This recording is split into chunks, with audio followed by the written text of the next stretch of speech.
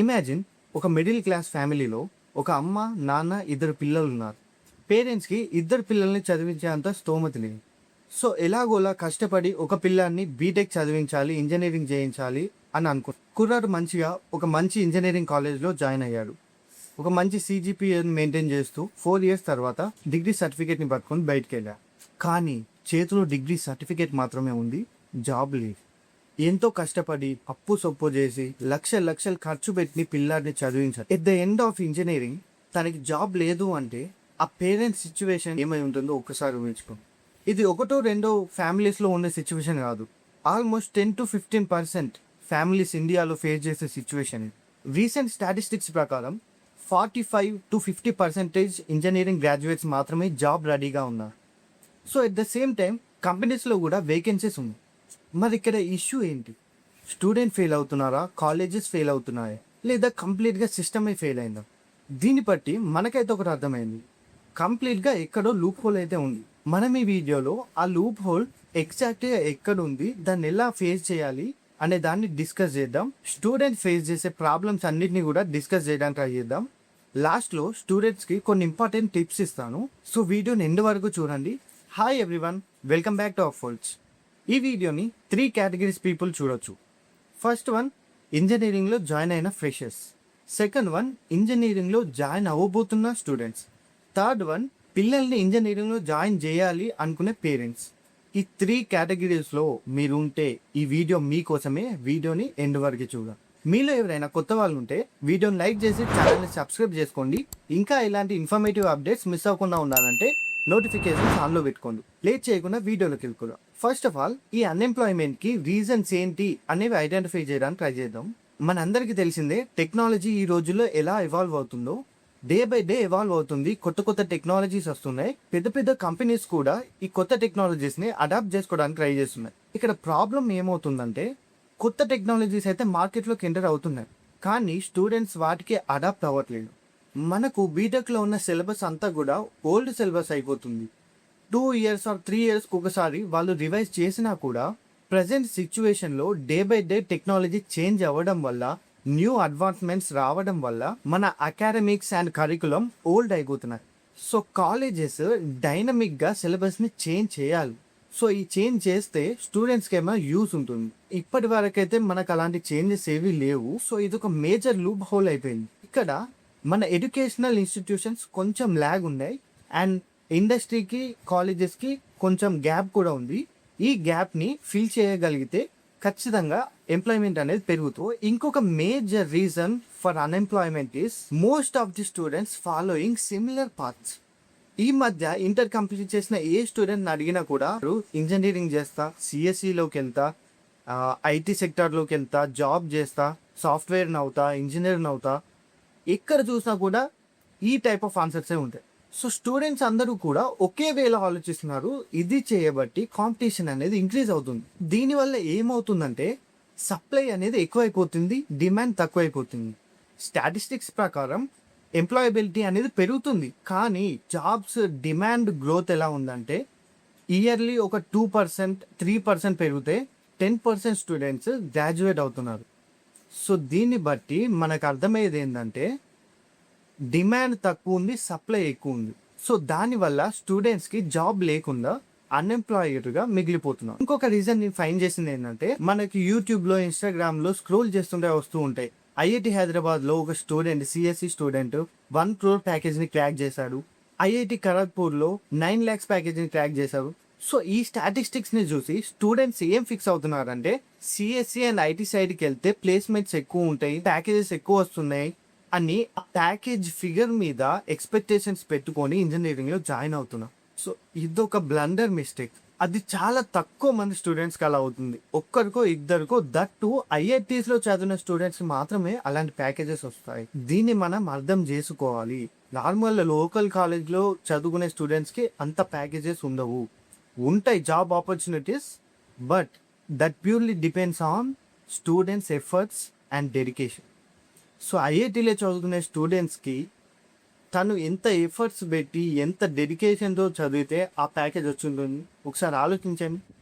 So మీరు ఆ స్టేజ్లో ఉన్నారా? అంత డెడికేషన్ మీరు ఇవ్వగలరా? అనేది ఆలోచించి డిసిజన్ తీసుకోండి. బ్లైండ్గా ప్లేస్మెంట్స్ని ఫాలో అయ్యి డిసిజన్ తీసుకోకండి. రియాలిటీలోకి వస్తే మరి ఈ జాబ్ రాకుండా ఉన్న స్టూడెంట్స్ ఏం చేస్తున్నారు? కొంతమంది ఏమో సేల్స్ వైపు వెళ్తున్నారు, ఇంకొంతమంది డిజిటల్ మార్కెటింగ్ అని, ఇంకొంతమంది బీపీఓస్ అని, ఇలా డిఫరెంట్ జాబ్ సెక్టార్స్లో పనిచేస్తున్నారు. సో చదివిందేమో సిఎస్సి, చేసే పనేమో డెలివరీ బాయ్గా, సేల్స్ మేనేజర్గా లేదా సేల్స్ బాయ్గా వర్క్ చేస్తూ ఉన్నారు. సో ఇది సిచ్యువేషన్. ఇప్పుడు కొందరు అనుకుంటారు, అరే ఇంజనీరింగ్ జాబ్స్ ఉండట్లేదంట, ఇంజనీరింగ్ చేయకూడదు, అసలు ఇంజనీరింగ్ జోలికే వెళ్ళకూడదు అని అనుకుంటారు. తప్పు. ఇంజనీరింగ్లో జాబ్స్ ఉన్నాయి. ఇప్పుడు చూసుకుంటే కొత్త టెక్నాలజీస్ వచ్చాయి. AI ML, cyber security, data analytics అని, ఐఓటీ అని, ఇంత vast amount of emerging technologies ఉన్నాయి. అన్ని ఫీల్డ్స్లో కూడా వేకెన్సీస్ అనేవి ఉన్నాయి. కానీ పాయింట్ ఏంటంటే మీకు అందులో ఇంట్రెస్ట్ ఉందా? ఇంట్రెస్ట్ ఉంటే తీసుకోండి, చదవండి, మంచి జాబ్ని క్రాక్ చేయండి. ఇంట్రెస్ట్ లేకుండా ఇంజనీరింగ్కి వెళ్ళి స్ట్రగుల్ అవుతున్న స్టూడెంట్స్ చాలామంది ఉన్నారు. ఇదంతా స్టూడెంట్స్కి తెలియదా అంటే తెలుసు స్టూడెంట్స్కి.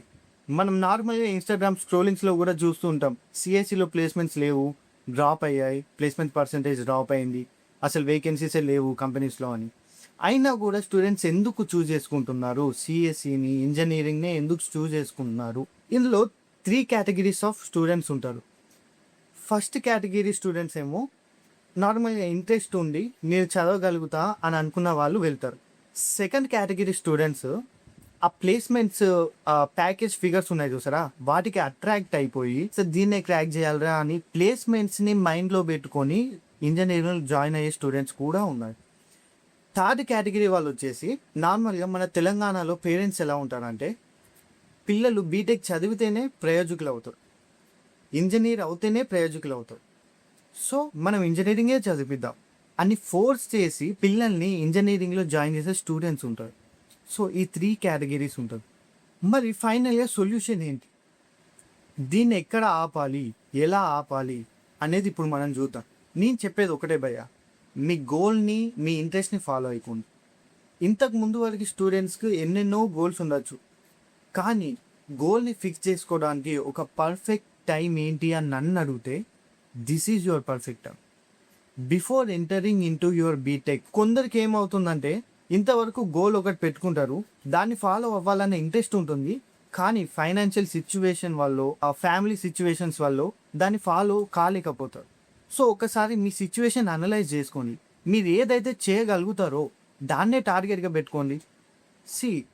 అంతేగాని ఏదో ఒక బ్రాంచ్ తీసుకొని ఇంజనీరింగ్ చేసే కంటే ఇప్పుడే ఆలోచించుకోండి. మీరు ఏదైనా ఒకటి మీరు చేయగలిగేది టార్గెట్ పెట్టుకొని ఆ టార్గెట్ వైజ్గా మీరు బ్రాంచ్ని చూస్ చేసుకోండి.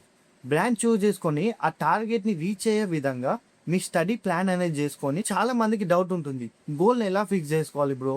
ఇప్పుడు నేను ఆల్రెడీ ఎంపీసీ చేస్తున్నాను, ఎంపీసీ కంప్లీట్ చేస్తున్నాను, నాకున్న ఒకే ఒక ఆప్షన్ ఇంజనీరింగ్, దట్టు మెకానికల్ సివిల్స్లో ప్లేస్మెంట్స్ లేవు, మళ్ళీ సిఎస్సి ఐటీ సైడ్కే రావాలి కదా, నేను ఎలా గోల్ ఫిక్స్ చేసుకోవాలి, నాకేమేమి ఆప్షన్స్ ఉన్నాయని. ట్రస్ట్ మీ బ్రో, చాలా ఆప్షన్స్ ఉన్నాయి మార్కెట్లో. ఇన్ డిమాండ్ చాలా అంటే చాలా ఆపర్చునిటీస్ ఉన్నాయి, మీరు వాటిని ఎక్స్ప్లోర్ కావట్లేదు. సిఎస్సి వాళ్ళకి గవర్నమెంట్ జాబ్స్ ఉంటాయి తెలుసా మీకు? ఇది చాలా మందికి తెలియదు. పిఎస్యూస్ అని ఉంటాయి. త్రో గేట్ మీరు పిఎస్యూని క్రాక్ చేస్తే శాలరీ స్ట్రక్చర్ చూస్తే షాక్ అయిపోతుంది. మీకు పే స్ట్రక్చర్ అనేది ఆ లెవెల్లో ఉంటుంది. సో చాలా ఆపర్చునిటీస్ ఉన్నాయి, అవి మీరు ముందే ఎక్స్ప్లోర్ చేయండి. జాబ్స్ని ఎలా ఎక్స్ప్లోర్ అవ్వాలో తెలియకపోతే కింద ఒక కమెంట్ చేయండి, మీకోసం సపరేట్ వీడియో చేస్తా కెరీర్ ఆపర్చునిటీస్ మీద. జనరల్గా స్టూడెంట్స్ ఫాలో అవ్వాల్సిన 2 టిప్స్ చెప్తా, వీటిని మైండ్లో పెట్టుకోండి, మీకు ఎప్పటికైనా యూస్ అవుతాయి, మైండ్లో పెట్టుకోండి. ఫస్ట్ టిప్ వచ్చేసి డోంట్ ఫియర్ టు స్టార్ట్. చాలామంది ఇంజనీరింగ్ స్టూడెంట్స్కి ఉండే ఒక వీక్నెస్ ఏంటంటే స్టార్ట్ చేయడానికి భయపడతారు. సో ఒక ఐడియా ఉంటుంది, ప్లాన్ ఉంటుంది మైండ్లో, కానీ దాన్ని స్టార్ట్ చేయాలంటే ఒక ఫియర్ అనేది ఉంటుంది. ఆ డిఫికల్టీస్ని ఫేస్ చేయలేకపోతారు చాలామంది. నేను మీకు ఇచ్చే ఒక మంచి అడ్వైస్ ఏంటంటే స్టార్ట్ చేయండి. డిఫికల్టీస్ ఎదురవుతే దాన్ని నువ్వు ఖచ్చితంగా ఓవర్కమ్ చేస్తావు. డిఫికల్టీస్ అనేవి లైఫ్లో కామన్, వాటిని ఓవర్కమ్ చేసిన వాడే సక్సెస్ అవుతారు ఎప్పటికైనా. సో మీరు ఫ్యూచర్గా ఏం డిఫికల్టీస్ వస్తాయి అని చెప్పేసి ఇక్కడనే ఆగిపోకండి, ఫస్ట్ స్టార్ట్ చేయండి. కాలేజ్లోనే ఉన్నారనుకోండి, మీకు సింగింగ్ అండ్ కల్చరల్స్ మీద ఇంట్రెస్ట్ ఉంది, లేదంటే యాక్టింగ్ మీద ఇంట్రెస్ట్ ఉంది అనుకోండి, యాక్టింగ్ వైపు వెళ్ళండి. ఇంజనీరింగ్లో చాలా క్లబ్స్ ఉంటాయి, ఇంట్రెస్ట్ ఉన్న క్లబ్లో జాయిన్ అవ్వచ్చు. మీలాంటి ఇంట్రెస్ట్ ఉన్న స్టూడెంట్స్ చాలామంది ఉంటారు, వాళ్ళతో కలిసి మీకు గ్రోత్ అనేది ఉంటుంది. ఫస్ట్ స్టార్ట్ చేయడమే ఇక్కడ ఇంపార్టెంట్ పాయింట్. స్టార్ట్ చేశాక కాలేజ్ నుంచి సపోర్ట్ వస్తుంది, బయట నుంచి సపోర్ట్ వస్తుంది. వన్స్ సపోర్ట్ వచ్చిందా నీకు కాన్ఫిడెన్స్ బూస్ట్ అవుతుంది. కాన్ఫిడెన్స్ బూస్ట్ అయ్యిందంటే అల్టిమేట్గా సక్సెస్ వస్తుంది. సో స్టార్ట్ చేయడానికి అస్సలు భయపడద్దు, స్టార్ట్ చేయండి. సెకండ్ పాయింట్ ఏంటంటే, ఏదైనా బాస్ నీకు జాబ్ రావాలన్నా, లేదంటే ఏదైనా బిజినెస్లో సక్సెస్ కావాలన్నా, నువ్వు ఏ విధంగా సక్సెస్ కావాలన్నా కూడా డెడికేషన్ అండ్ పేషెన్స్ చాలా చాలా ఇంపార్టెంట్.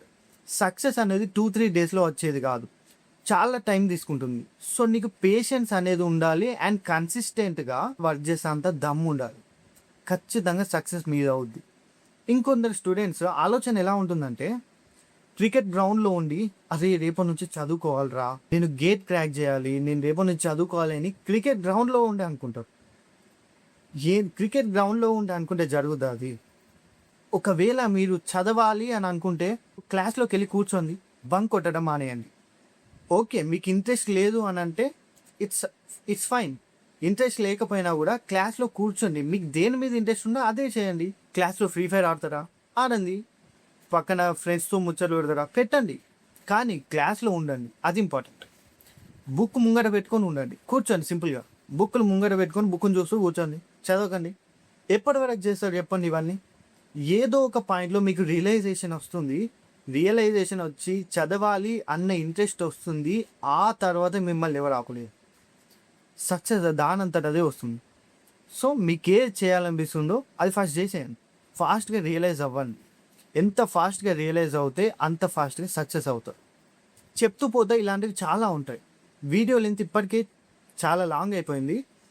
ఇంకా ఇలాంటి టిప్స్ అండ్ మోటివేషన్ కావాలంటే ఛానల్ని సబ్స్క్రైబ్ చేసి నోటిఫికేషన్స్ ఆన్లో పెట్టుకోండి.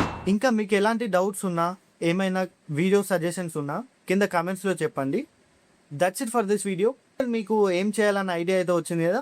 ఫస్ట్ టార్గెట్ అంటే గోల్ని ఫిక్స్ చేసుకొని గోల్ ప్రకారం మీ జర్నీని స్టార్ట్ చేయండి. That's it. అదే ఫార్ములా.